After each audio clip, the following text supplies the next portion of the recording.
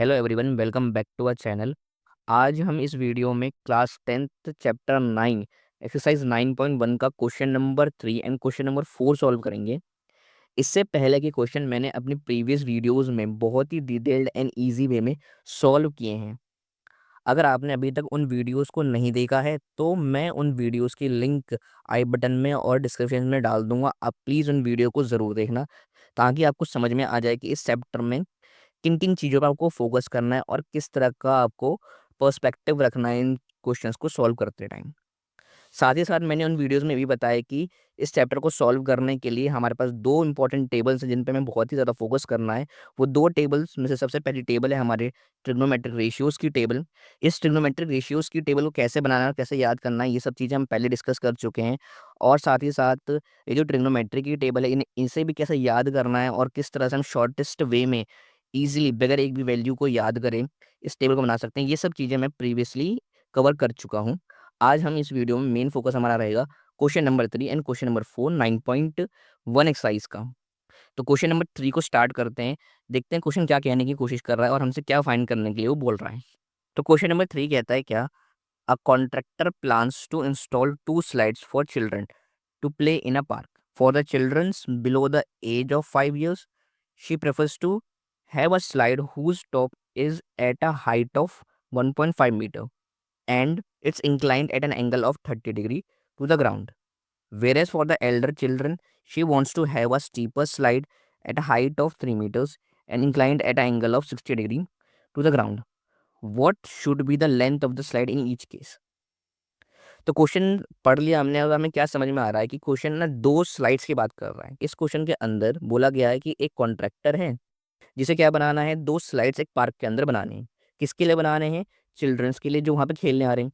Slide वही वो जो फिसलने वाले झूले होते हैं जिनके अंदर बच्चे आके फिसलते हैं, उस काइंड ऑफ उस तरह का झूला उसे बनाना है। ठीक है। और वो दो जो झूले होंगे, एक तो उन बच्चों के लिए बनाया जा रहा है जो 5 साल से छोटे हैं और दूसरा झूला उनसे बड़े बच्चों बनाया जा रहा है। ठीक है। लेकिन जो छोटे बच्चे हैं उनके लिए कॉन्ट्रैक्टर कहता है कि भाई उसकी जो हाइट होनी चाहिए वो कितनी होनी चाहिए, 1.5 मीटर की होनी चाहिए, जिसका एंगल ऑफ एलिवेशन कितना होना चाहिए, 30 डिग्री का। वहीं जो बड़े बच्चे होंगे 5 साल से बड़े, उनके लिए जो झूला है उसकी जो हाइट होगी वो भी इंक्रीज कर दी गई है, इंक्रीज करके 3 मीटर तक कर दी गई है।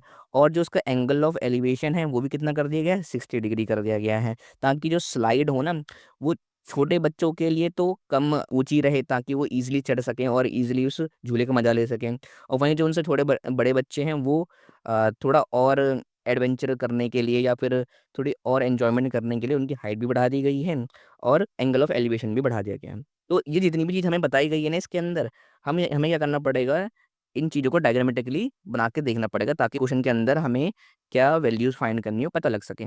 तो अकॉर्डिंग टू क्वेश्चन हमारे पास 2 स्लाइड्स हैं, एक तो 5 साल से छोटे बच्चों के लिए और एक 5 साल से बड़े बच्चों के लिए। तो हम सबसे पहले एक स्लाइड का रफली इमेज कुछ ऐसा ही बनेगा, जिसके ऊपर चढ़ के आपको यहाँ से जाना होता है और यहाँ से आपकी स्लाइड की लेंथ होती है, जिसमें आप स्लाइड करोगे। तो इस झूले में जो हाइट है स्लाइड की वो हमने ए बी मान ली और जिस पॉइंट पे जाकर ये स्लाइड खत्म हो रहा है उस पॉइंट को हमने सी मान लिया। ये स्लाइड नंबर 1 है जो हम किसके लिए बना रहे हैं, 5 साल से छोटे बच्चों के लिए। उसी पार्क में एक और स्लाइड है, स्लाइड नंबर 2। ये जो स्लाइड है, ये स्लाइड बनाई जा रही है उन बच्चों के लिए जो 5 साल से बड़े हैं। ठीक है। तो इसकी हाइट हम पी क्यू मान ले रहे हैं और जहाँ पे स्लाइड खत्म हो रही है उस पॉइंट को हम आर मान ले रहे हैं। तो अकॉर्डिंग टू क्वेश्चन भाई जो छोटे बच्चों की जो स्लाइड है, उस स्लाइड की जो हाइट है वो कितनी रखी जानी चाहिए, वो रखी जानी चाहिए 1.5 मीटर। तो 1.5 मीटर ए बी की लेंथ आ गई हमारे पास डायग्राम के अंदर। और क्या बोला गया है, उनका एंगल ऑफ एलिवेशन ग्राउंड से कितना होना चाहिए, 30 डिग्री। तो फर्स्ट वाली स्लाइड के अंदर एंगल ऑफ एलिवेशन कितना, यहाँ पे बन गया हमारा 30 डिग्री का। ठीक। क्वेश्चन के अंदर सारी वैल्यूज हमें प्रोवाइड कर दी गई थी। अब हमें क्या क्वेश्चन के अंदर फाइंड करना था, what should be the length of the each slide. ठीक है। हर एक केस में जो ये स्लाइड की लेंथ है, फर्स्ट वाले केस में ए सी और सेकंड वाली स्लाइड के अंदर जो लेंथ है पी आर, हमें इसकी लेंथ निकालनी है। ठीक है। तो शुरू करते हैं। सबसे पहले हम स्लाइड नंबर 1 को 1 की सारी वैल्यूज हमें मिल गई हैं तो इनकी लेंथ निकालने की कोशिश करते हैं। स्लाइड नंबर 1 में पहले हम ये देख लेते हैं वैल्यूज़ क्या क्या मिली है हमारे पास। वैल्यूज़ मिली है मुझे इस ट्राइंगल की परपेंडिकुलर। ये वाली साइड हमेशा राइट एंगल ट्राइंगल परपेंडिकुलर, ये हाइपोटेनियस होती है और ये बेस होती है। तो अकॉर्डिंग टू दिस इंफॉर्मेशन हमारे पास हाइट की इंफॉर्मेशन है, यानी हाइट यानी परपेंडिकुलर इस ट्राइंगल का परपेंडिकुलर कितना है 1.5 मीटर्स का। और हमसे क्या पूछा गया है, हमसे पूछा गया कि भैया आप ना स्लाइड की लेंथ बता दो, यानी एसी बता दो, एसी यानी कि ट्राइंगल का हाइपोटेनस बता दो हमें। ठीक। अच्छा, अब जो चीज़ हमें दी गई है और जो चीज़ हमारे पास है उससे एक रेशियो बनाना है, यानी हमारा रेशियो बन रहा है पी अपॉन एच का। पी अपॉन एच का रेशियो किसका होता है, पी अपॉन एच का रेशियो ट्रिग्नोमेट्री की रेशियो वाली टेबल से आप वेरीफाई करोगे तो वो निकल के आता है साइन थीटा का। अच्छा, साइन थीटा में अब ये थीटा की वैल्यू क्या धरनी है, थीटा की वैल्यू भी क्वेश्चन प्रोवाइड करी, वो क्या धरनी है हमें 30 डिग्री प्रोवाइड करी है, तो 30 डिग्री पुट करनी है जहाँ पे भी थीटा की वैल्यू आ रही है स्लाइड नंबर 1 में। तो क्वेश्चन में देखते हैं नेक्स्ट स्टेप में क्या करना है हमें। क्वेश्चन के डायग्राम में हमें देखने से पता लग रहा है कि जो परपेंडिकुलर की वैल्यू है वो डायग्राम में कितनी है A B, perpendicular value A B, perpendicular पे हमने ए बी डाल दिया। और हाइपोटेनियस डिनोमिनेटर में हाइपोटेनियस की वैल्यू कितनी है ए सी, तो आप क्या पुट कर दोगे ए सी। ठीक है जी। और साइन थीटा, थीटा की वैल्यू 30 थी तो आप लिख दो यहाँ पे साइन 30। अब ए बी की वैल्यू यानी इस ट्राइंगल में जो स्लाइड नंबर 1 का जो ट्राइंगल बन रहा है हमारा उसमें ए बी की वैल्यू 1.5 है, तो ए बी जहाँ पे आ रहा है वहाँ पे आप क्या पुट कर दोगे 1.5 पुट कर दो। और ए सी की, ए सी क्या, ए सी तो हमारी लेंथ है, ए सी हमें फाइंड करनी है। ठीक। साइन 30 की वैल्यू ट्रिग्नोमेट्रिक टेबल के अंदर चेक करो अगर आपको याद नहीं है तो। वैसे साइन 30 की वैल्यू 1/2 होती है। इतनी वैल्यूज रखते ही हमारा क्वेश्चन 90% सॉल्व हो चुका है स्लाइड 1 के लिए। अब बस सिंपल कैलकुलेशन है, क्रॉस मल्टीप्लिकेशन करनी है। 1.5 की मल्टीप्लाई 2 से कराई और ए सी की मल्टीप्लाई 1 से कराई।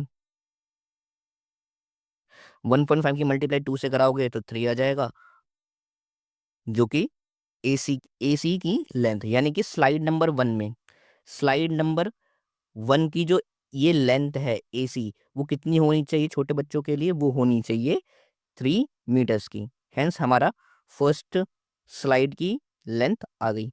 अब हम फाइंड करते हैं ऐसे ही सेकंड स्लाइड की, सेम ही स्टेप्स करने हैं हमें उसके अंदर भी।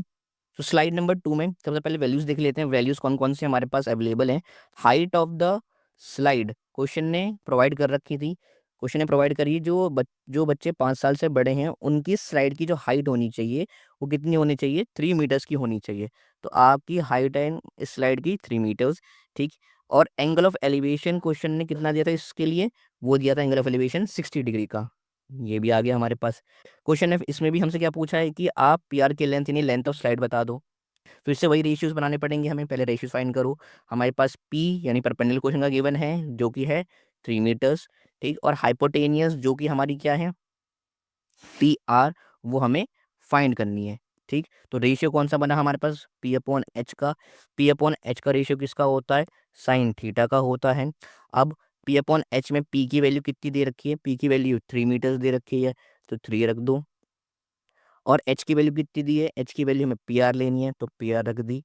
साइन थीटा, थीटा की वैल्यू इस इस ट्राइंगल में थीटा की वैल्यू कितनी दी है 60 डिग्री, तो आप साइन 60 रखोगे। 3 upon P R equals to sine 60 की वैल्यू आपको याद नहीं है, ट्रिग्नोमेट्रिक टेबल से उसे फाइंड करोगे। वैसे साइन 60 की वैल्यू √3/2 होती है। अब नेक्स्ट स्टेप में क्या करोगे, फिर से क्रॉस मल्टीप्लिकेशन, 3 की मल्टीप्लाई किससे करानी है 2 से, और √3 की मल्टीप्लाई करानी है हमें पी आर से। सॉल्व करेंगे तो ये आएगा हमारा 6 equals to √3 P R. P R की लेंथ हमें निकालनी है। अब √3 क्या था पी आर के साथ, क्या क्या था मल्टीप्लाई में था, इक्वल्स टू के इधर आके वो क्या बन जाएगा √3 6 के नीचे आ जाएगा और वो बन जाएगा 6 के साथ डिवाइड होने के लिए आ जाएगा यहाँ पे। तो 6/√3 इक्वल्स टू पी आर।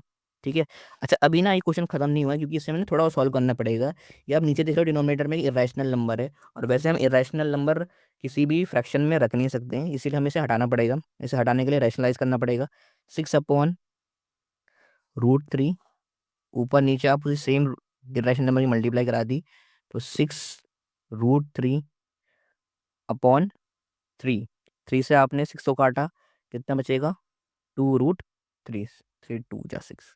ठीक है। तो 2√3 मीटर्स, ये क्या है, ये लेंथ है स्लाइड नंबर 2 की, जो कि 5 साल से बड़े बच्चों के लिए बनाई जा रही है, जिसका एंगल ऑफ एलिवेशन कितना है, एंगल ऑफ एलिवेशन 60 था।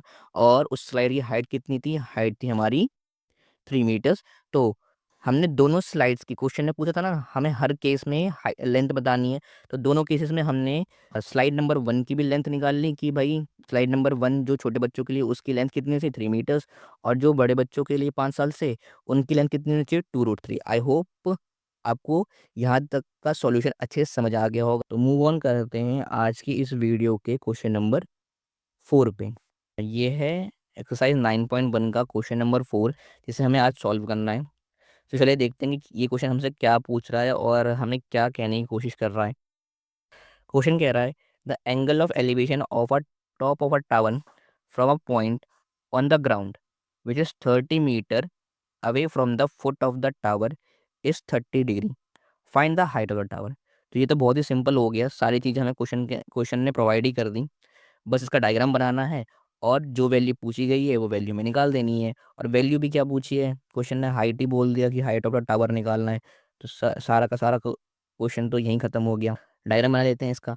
डायग्राम बनाने के लिए हमें क्या पता लग रहा है कि इस क्वेश्चन ने हमसे बात करी है एक टावर की। तो लेट सपोज ये ए बी एक टावर बना लिया मैंने। अब इस टावर्स को ग्राउंड से, ये ग्राउंड है, इस ग्राउंड से किसी पॉइंट पे अगर हम इस टावर के टॉप को देख रहे हैं, तो उसे देखने का एंगल ऑफ एलिवेशन कितना बन रहा है, वो क्वेश्चन ने प्रोवाइड करा है कितना, 30 डिग्री का। तो 30 डिग्री एंगल ऑफ एलिवेशन।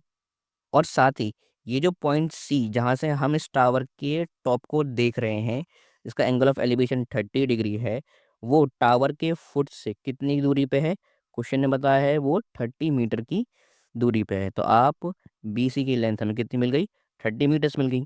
ठीक है। अब जो ये चीज़ हमें दी हुई है इस ट्राइंगल के अकॉर्डिंग हमारे पास वो कौन कौन सी वैल्यूज़ हैं, देखो। अगर इस ट्राइंगल को ध्यान से देखो तो हमारे पास बी सी की वैल्यू है, बी सी क्या है, बेस। तो बेस की वैल्यू हमारे पास कितनी है, 30 मीटर्स। और थीटा की वैल्यू भी गिवन है, थीटा की वैल्यू कितनी दे रखी क्वेश्चन ने, 30 डिग्री। ठीक। क्वेश्चन हमसे पूछा क्या, find the height of the tower.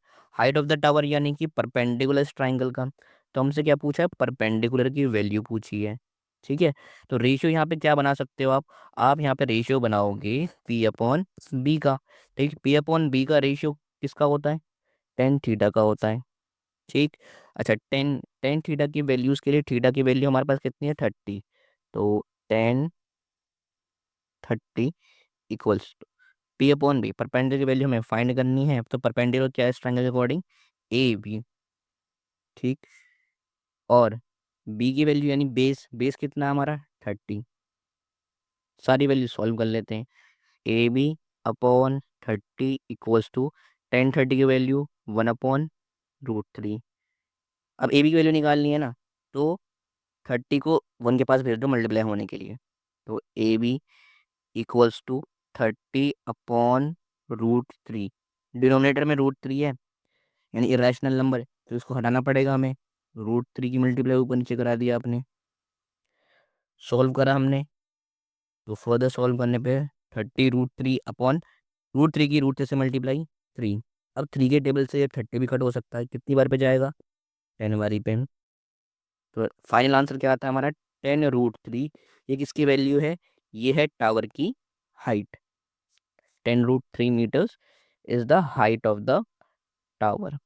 तो ये था क्वेश्चन नंबर 4 जो कि हम सॉल्व कर चुके हैं। आई होप आपको ये पूरा सॉल्यूशन अच्छे से समझ आया होगा। और अगर आपको ये वीडियो यहाँ तक अच्छी लगी हो तो आप प्लीज़ इस वीडियो को लाइक करें, चैनल को सब्सक्राइब करें, और जितना हो सकता है इस वीडियो को अपने दोस्तों के बीच शेयर करें। आगे आने वाली वीडियोज़ में इसके जितने भी पार्ट्स बचे हुए हैं, जितने भी क्वेश्चंस बचे हुए हैं, मैं सब इस चैनल के ऊपर कवर करूँगा। Till then keep learning, keep sharing and stay healthy.